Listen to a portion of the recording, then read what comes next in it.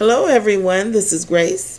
It is January the 3rd, 2023, and today we are continuing our study on the Lunar Sabbath. And I'm doing this video because as I was researching the Lunar Sabbath, I came across a video and the narrator said the strangest thing. She said that we had unknowingly given the Lunar Sabbatarians an eighth day. And I was like, what? What is she talking about? She was talking about the Feast of Booths. Let's take a look.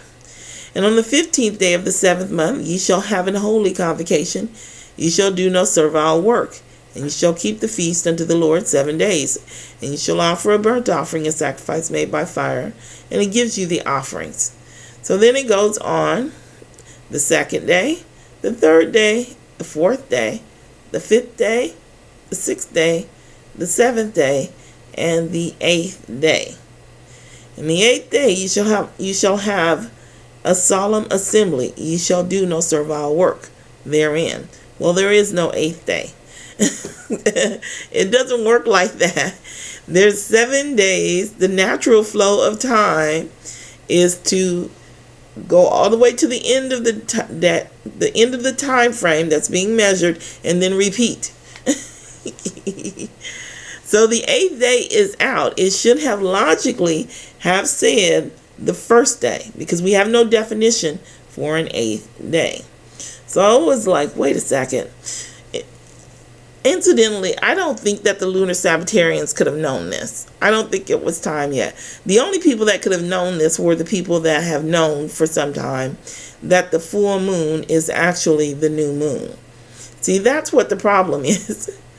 Because they changed the full moon to the 15th instead of the... Hold on. I'm speaking of two different things here. Now, the Lunar Sabbatarians, they celebrate the dark moon as the new moon. The new moon is actually the full moon. And the full moon would be the first day of the month, on the day which you would celebrate the first day of the Feast of Booths.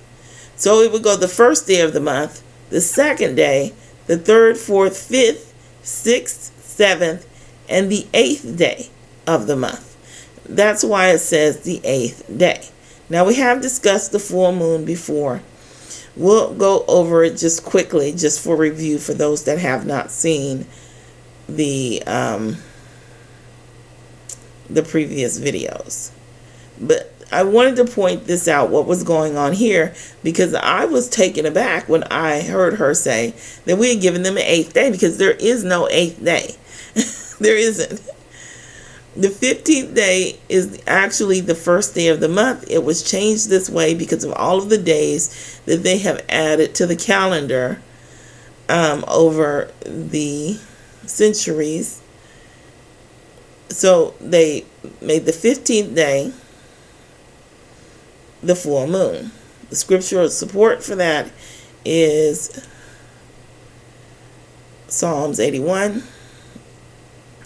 Blow up the trumpet in the new moon, in the time appointed on our solemn feast day.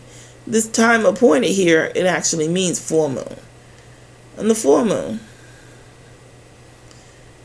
the fullness, the full moon, that is festival. And then it tells you it's the time appointed, and it is the solemn feast day.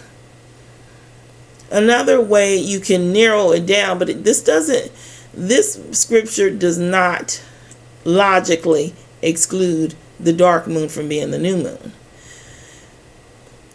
Saying, when will the new moon be gone, that we may sell corn, and the Sabbath, that we may set forth wheat, making the ephah small, and the shekel great, and falsifying the balances by deceit. This, logically, if you're working to find the definition of new moon, so you don't know what the new moon is, then you must work from the state of the moon.